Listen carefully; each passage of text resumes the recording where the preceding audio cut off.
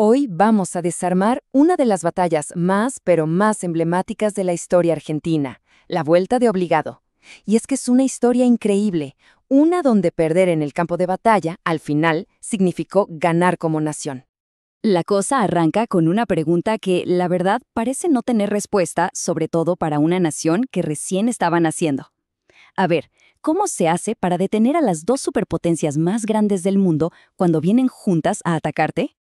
Bueno, la respuesta no vino por el lado de los cañones o los barcos, para nada. Vino de algo mucho más nuestro.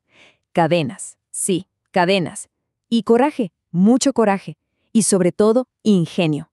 Esa fue la fórmula, la combinación que dio pie a una defensa que pasaría a la historia.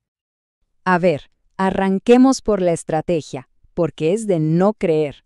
La Confederación Argentina se sacó de la galera un plan audaz es poco. Estamos hablando de literalmente encadenar un río. ¿Sí? Así como suena.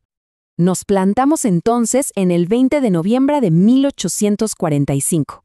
El lugar, el río Paraná. Ahí, en ese río inmenso, se montó una defensa como nunca se había visto. Pura viveza, puro ingenio criollo. La idea era clara. Si no se les puede ganar en su juego, bueno, hay que cambiar las reglas. Imagínense lo que era esa defensa. Primero cruzaron 3 cadenas gigantescas, pero gigantescas en serio, de una orilla a la otra del Paraná. Para sostenerlas, usaron una línea de 24 barcos anclados en el medio del río. Y por si fuera poco, 10 de esos barcos estaban hasta arriba de explosivos, como una especie de minas flotantes. Y para rematar, en las costas, varias baterías de artillería y una sola goleta defendiendo el honor nacional. Una locura. Ok, pero ¿cómo se llegó a esto? O sea, ¿por qué dos de los imperios más grandes del planeta estaban metidos en un río sudamericano peleando contra una nación tan joven? ¿Qué había en juego? La respuesta, como casi siempre, era económica y política. La flota anglo-francesa quería una cosa: navegar libremente por el Paraná. ¿Para qué? Para saltarse el control de Buenos Aires, para comerciar directamente con provincias opositoras como Corrientes y con países como Paraguay y Montevideo. En el fondo, era un mensaje muy claro. No reconocían la autoridad del gobierno central. Un desafío total a la soberanía. Y acá es donde se ve la escala del enfrentamiento. Era David contra 2 Goliats. De un lado, las fuerzas argentinas. Poquito más de 1000 soldados, una sola goleta y unas cuantas baterías de artillería en la costa. ¿Del otro? Bueno, del otro estaba la flota combinada de las 2 armadas más potentes del mundo, la inglesa y la francesa. Enemigos de toda la vida, pero que por un ratito se hicieron amigos para esta misión. Bien, ahora sí, vamos al día de la batalla. Recreemos lo que pasó ese 20 de noviembre de 1845. Todo arranca a la mañana, cuando en el horizonte aparecen los barcos de la flota anglo-francesa. Un rato después, con el himno nacional sonando a todo pulmón en la costa, las baterías argentinas rompen el silencio y abren fuego. La pelea fue brutal y totalmente desigual, pero la resistencia fue tan feroz que duró horas.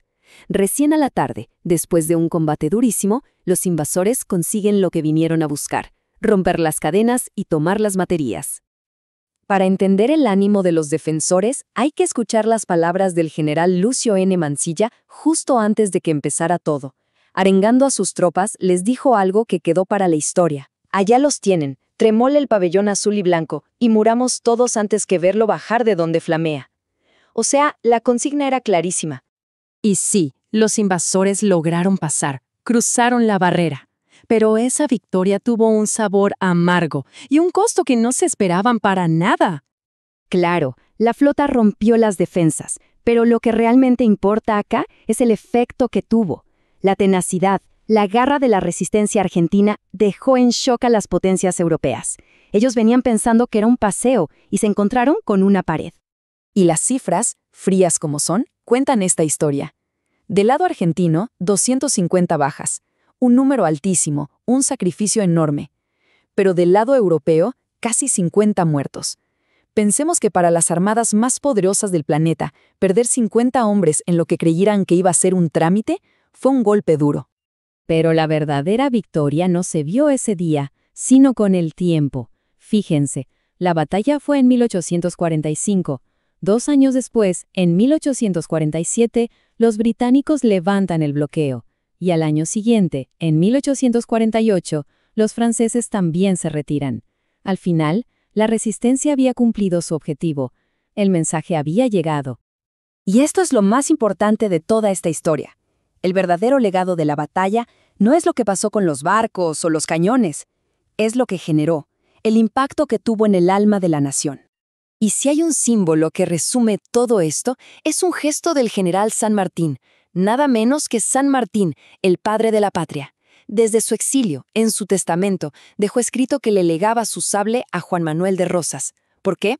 Por la firmeza con que ha sostenido el honor de la República contra las injustas pretensiones de los extranjeros. Viniendo de San Martín, era el máximo reconocimiento posible. Ese legado hoy es oficial. Por ley, cada 20 de noviembre en Argentina es el Día de la Soberanía Nacional. Es un feriado para recordar justamente esta batalla, un momento clave donde el país se plantó y defendió lo suyo. Y acá está, para mí, el resumen de todo. En los papeles, la batalla de la Vuelta de Obligado fue una derrota militar, se perdió.